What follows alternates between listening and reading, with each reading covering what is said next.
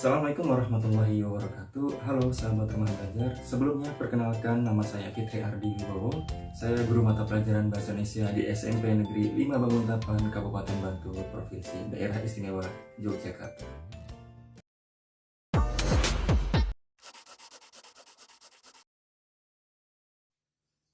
Saya akan berbagi pengalaman terkait pembelajaran berbasis daring yang dilakukan selama masa COVID-19 atau virus corona yang sampai saat ini masih melanda.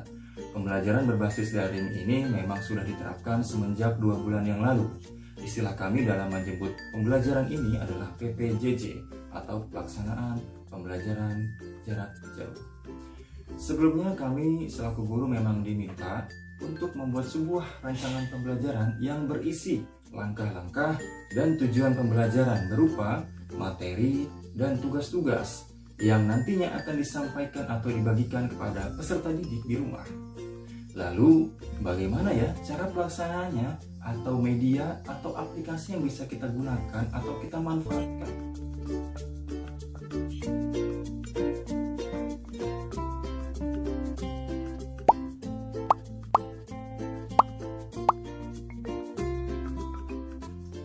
Tentu sebelumnya, dalam pelaksanaan pembelajaran berbasis daring ini, saya perlu menggunakan metode pembelajaran yang tepat agar pembelajaran dapat berjalan dengan baik, yaitu menggunakan metode discovery learning.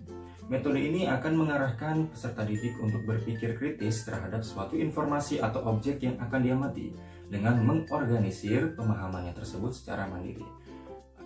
Adapun langkah-langkah pembelajaran dengan menggunakan metode ini adalah yang pertama, stimulasi atau pemberian rangsangan, yaitu guru dapat memberikan suatu objek yang akan diamati oleh peserta didik di rumah atau informasi atau peserta didik ya diminta mencari informasi-informasi tentang misalkan COVID-19, tentu tetap mengacu kepada materi pembelajaran Bahasa Indonesia. Kemudian langkah yang kedua adalah identifikasi masalah, yaitu peserta didik dapat mengidentifikasi permasalahan-permasalahan yang ada yang kemudian dirumuskan yang nantinya akan menjadi inti permasalahan yang akan dikaji. Kemudian langkah yang ketiga adalah pengumpulan data.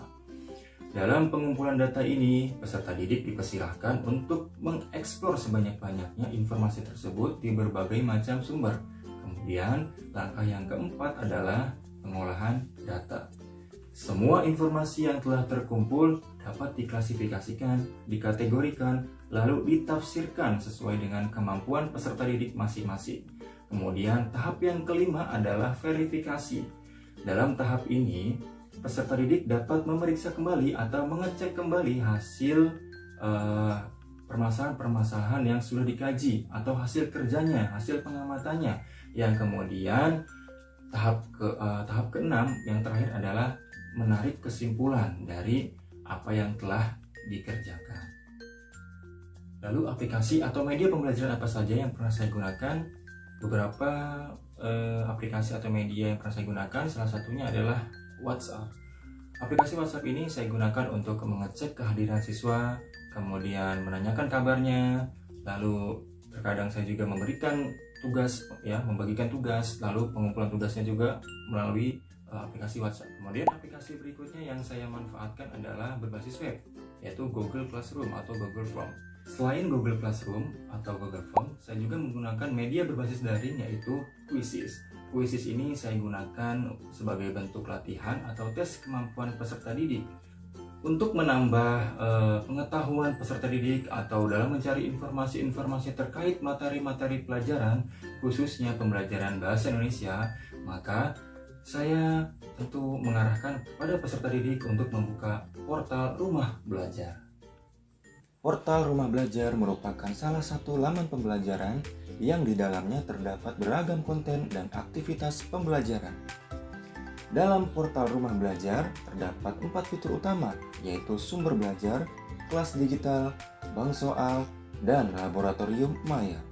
Serta terdapat 5 fitur lainnya, seperti buku sekolah elektronik, berbagai karya bahasa dan sastra, peta budaya, wahana jelajah angkasa, dan pengembangan keprofesian berkelanjutan. Tentu, yang bisa dimanfaatkan oleh peserta didik dalam portal Rumah Belajar salah satunya adalah sumber belajar. Fitur sumber belajar merupakan sistem manajemen pembelajaran yang dapat dijadikan sebagai alat bantu untuk mendukung guru dan proses pembelajaran peserta didik. Sumber belajar sebagai bahan belajar yang menyediakan katalog media seperti gambar, audio, animasi, visual, audiovisual, dan sebagainya. Menurut saya, rumah belajar ini sangat bagus digunakan, terlebih lagi sedang adanya pandemi COVID-19 ini yang mengharuskan kita untuk belajar secara online karena tidak diperbolehkannya untuk berkumpul. Menurut saya, rumah belajar itu sangat bagus guys, karena kita dapat mengetahui apa itu COVID-19. Selain itu, ada juga video-video menarik buat ditonton.